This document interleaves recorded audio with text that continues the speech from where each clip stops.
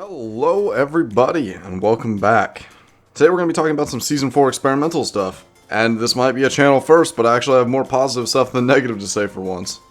So 3 things that I'm going to start with. The context for them will be provided later, but I want to get with my greatest negatives out of the way first. So the 3 things in the experimental that I will personally use the word demand that I want to see double looked at by the devs and I want some work to be done on. First one is pretty simple. Whenever you drink the new random beer, it doesn't randomize your pickaxe cosmetics, it actually resets as default. I'm pretty sure this is just a bug, as it's actively resetting your pickaxe to the default cosmetics, so clearly it's trying to randomize it and just failing. Pretty low threat one, but I'd definitely like to see that fixed, as the random beer is one of my favorite things. Talk more about that in a minute. And when it comes to the new jet boots, whenever you're wearing the jet boots, you actually get your ability to air strafe massively reduced, like basically cut down to nothing. I didn't realize it the first time I put them on, but after I started trying to play around with them a little bit more and test out some movement stuff, it became very apparent that once you leave the ground, the only thing you can do is move up and down. And unfortunately, this also applies whenever you're not even using the boots. So if you jump off a cliff and try to aim for a ledge or land on an energy platform, or if you've flown to an extreme height with the jet boots and then cut them off, you're still not able to air strafe. I don't know if this was made this way as a balancing decision, but if it was, I would prefer them to be balanced in a different way. Maybe reduce their maximum flight time or speed and give us the air strafing back, because not being able to move left and right just because you have jet boots on your person at all feels really, really bad. And finally, the last one, and probably the biggest ticket item, and I feel like a lot of people are going to be complaining about it, is the absolute mess that the new corruptor enemy leaves behind. So let's take the plague spikes from Season 3 for example. Whenever you're done cleaning them up, the rest of the lithophage dies off. It doesn't grow anymore, no more lithophage worms will emerge from it, and all the pustules go away. The thing with the corruptor is, as he moves around the area, even if you haven't actively engaged him, he leaves little polyps, little pockets of individual rockpox corruption. These have to be cleaned up manually with the guns, regardless of if you've killed him or not.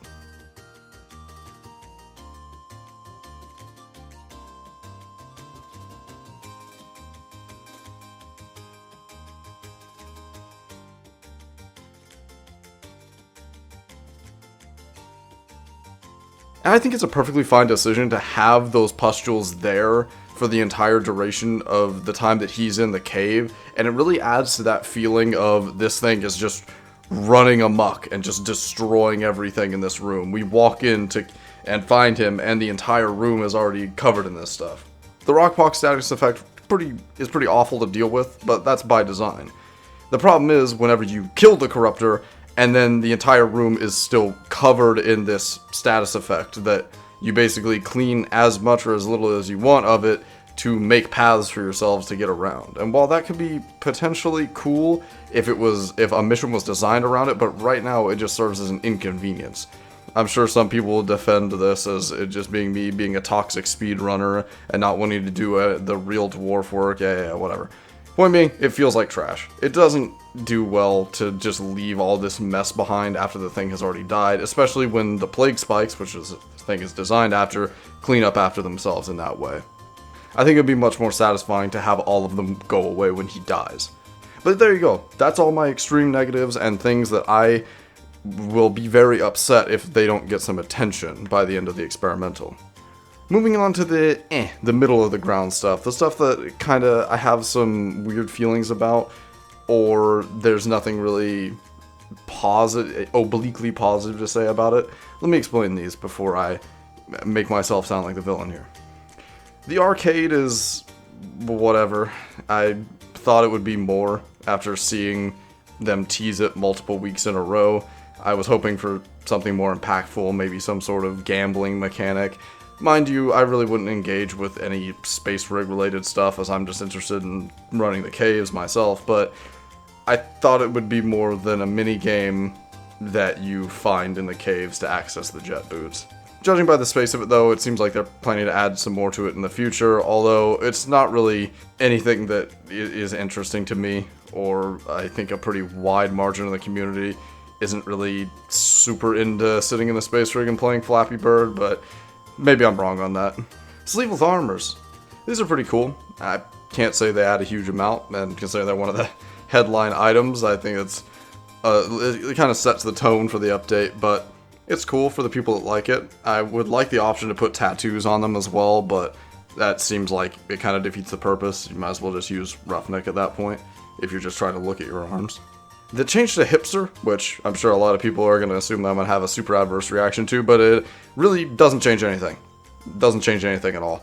It feels exactly the same, it handles exactly the same, and in fact it's actually just a buff if you use macros.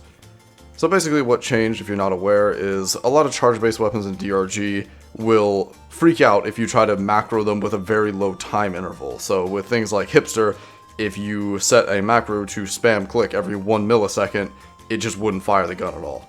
But now it works perfectly fine, so if you're someone who has RSI or something like that, that puts another couple builds on the table for you, so you'd love to see it. And the change I'm most conflicted on in this level, I would say, is the new Rockpox enemies. Now let me just say, let me get this out of the way before we start, is I like them. I think they're cool, and the only thing that makes me mad about them is it feels like they should have been here in Season 1. If you don't know what I'm talking about, it's the Infected Breeder, the Infected Acid Spitter, the Infected Exploder, and the Infected Goo Bomber. All of these handle about how you'd expect them to. They're incredibly hard to kill unless you shoot them in the pustules, and in some way they either spread rockpox or release larvae, in the breeder's case. So these enemies aren't the end of the world. They're not very much harder to deal with than a rockpox praetorian anyways. But I will say what makes it feel so good, and they're fun to fight, is whenever you're breaking plague spikes, you now get a more diverse set of enemies coming after you. You get grunts, praetorians, exploders, and spitters. And then you have things like the infected goo bomber, which will be an ambient threat in a cave, or an infected breeder, which so far I haven't been able to find one. They're actually seemingly pretty rare. So, like I said, all these are cool. They add to the Rockpox theme, but in my mind, it really feels like they should have been here in Season 3.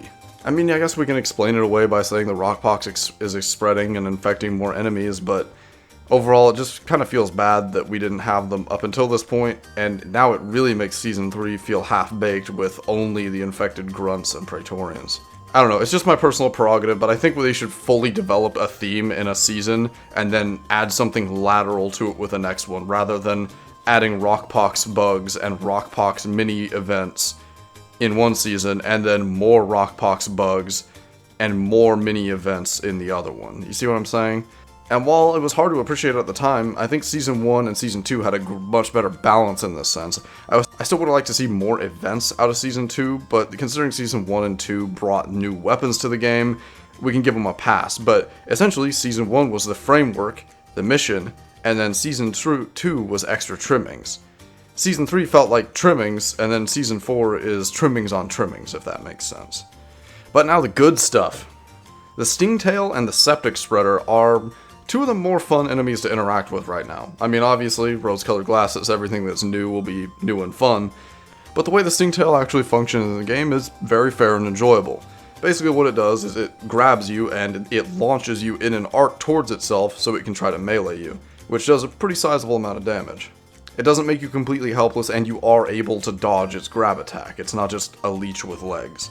And it also helps that they're really not that much tougher than a Glyphid Guard. These new enemies are very far from bullet spongy, which I always love to see. And then the Septic Spreader is pretty much exactly what you think it is. It shoots a volley of corrosive goo at you. Basically, it's a driller with a sludge pump on the other team.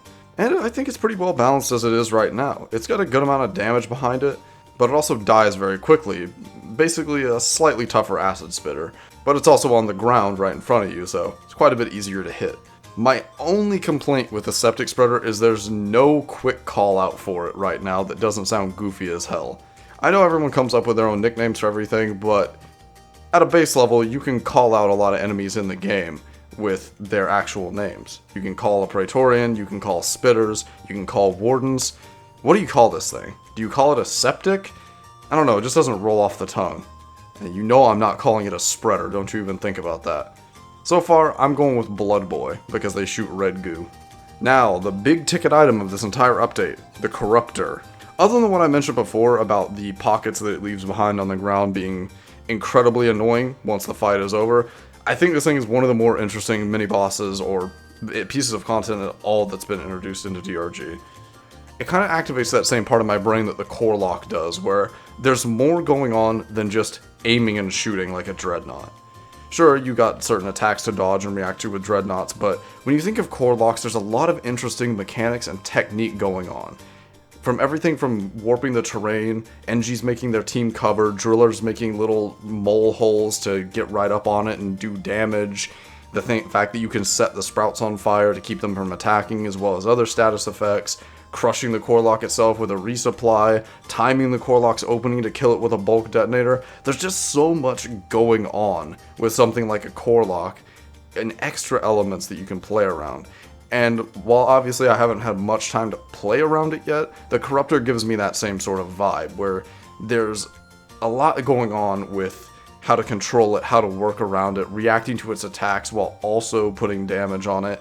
And I think that the Corruptor strikes a really interesting point for future DRG content, as it is entirely reliant on additional tools that are placed into the mission with you.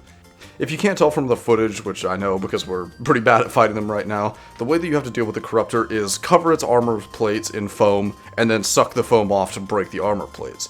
There's 3 sides of it. I'm struggling to get my head around how this thing is shaped right now, if I'm honest with you, but there's 3 different angles of approach, and you have to get through all of them. So you need to rip all the armor plates off and then hit it in its weak points. And once you get to those weak points, they die extremely quickly. So this thing is anything but a bullet sponge. It's more of a movement check, if I could explain it that way. It relies on your team getting around it, circling it, and using these tools on it quickly and efficiently before it covers the entire cave in rockpox. But I think this thing is incredibly well executed, and that I think one key misstep that could have been made was making players put down the tools to do damage and then pick them back up. Whenever I first saw this thing, it looked like an infected core lock. So the first thing I thought was, oh my god, we're going to have to be juggling tools and DPS at the same time. And that thought really put me off of these things.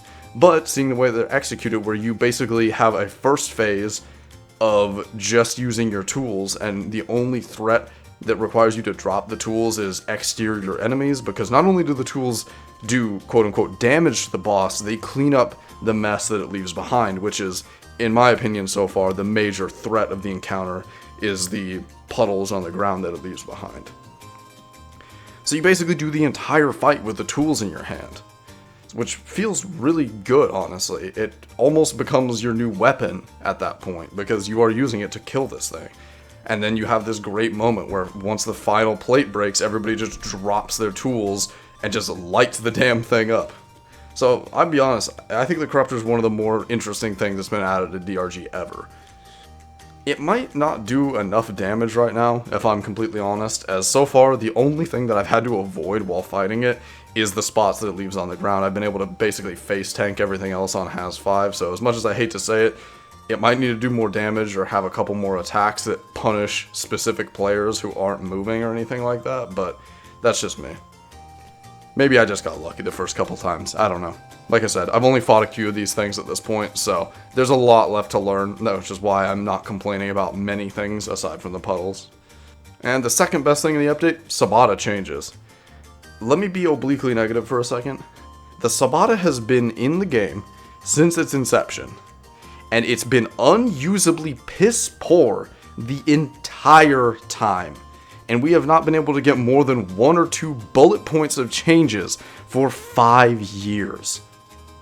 And finally,